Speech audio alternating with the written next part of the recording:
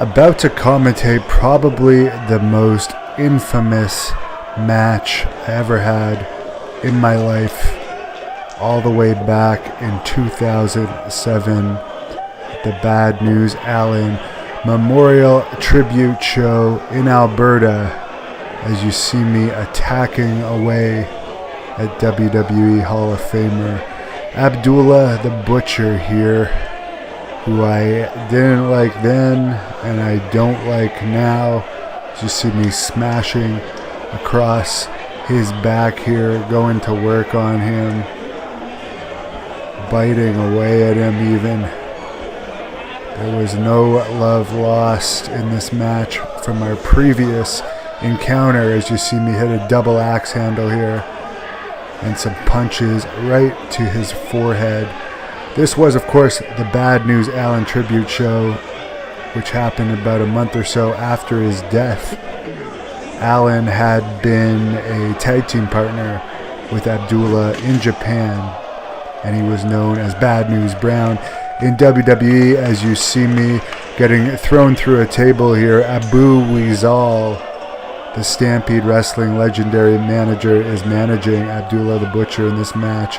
Abdullah has just smashed me in the face with a broken bottle that Weasal passed to him. As the fans are looking on here in Cochrane, Alberta, he's busted me open a little bit with this beer bottle here, paying the price for getting into the ring with the madman from the Sudan, who was a janitor from Windsor, Ontario, Canada, before he got into the professional wrestling business.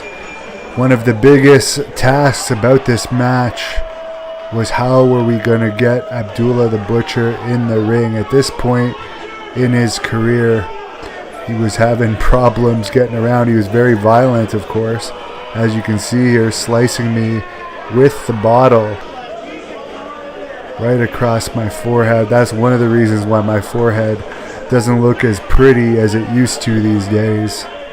Matches with this guy who, despite his lack of mobility, manages to use every tool he possibly could get his hands on to inflict pain as he's picking me up here.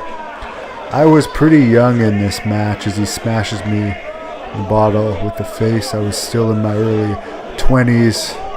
I'd been wrestling since I was 17, but still relatively new to the wrestling business. I was still training with Bruce Hart and Ross Hart at this point. As we see Abu Weasal looking on, he managed the likes of Dynamite Kid and many other stars in Stampede Wrestling, as I managed to shove this massively.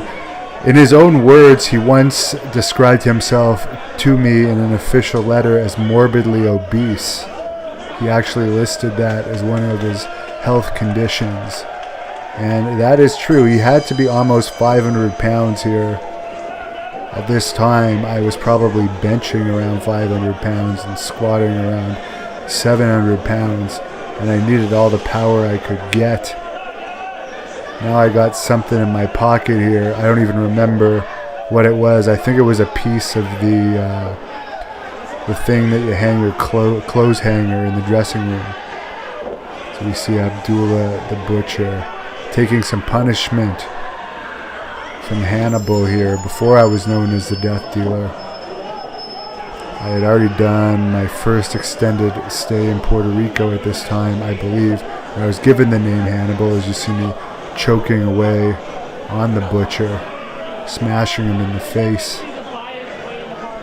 Reminiscent of the way Bruiser Brody used to beat the living crap out of him before he was brutally murdered in Puerto Rico in the WWC Puerto Rico dressing room.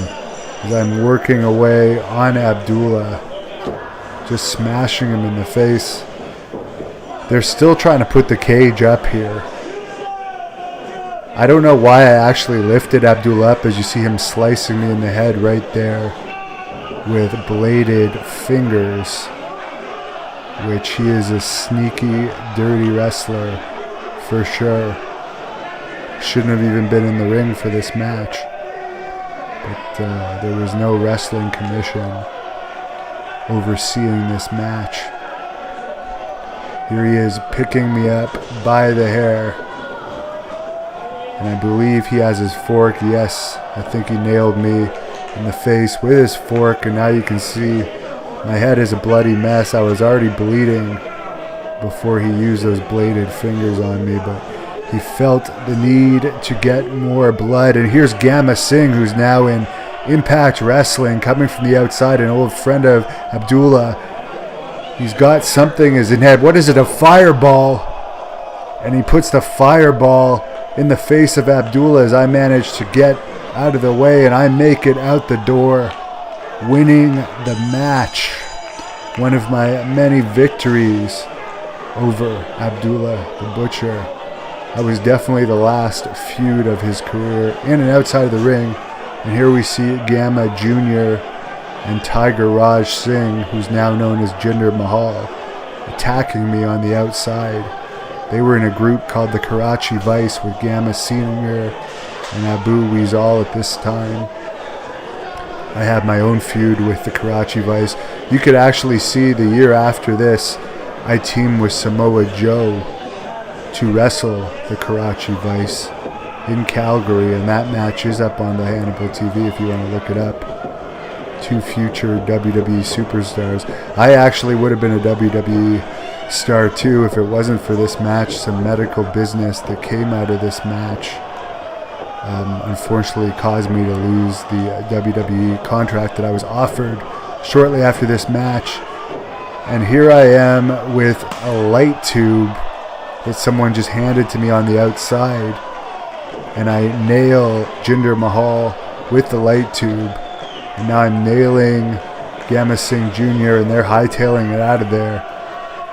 I definitely won the match, but lost my health, unfortunately, in this match for a brief period of time.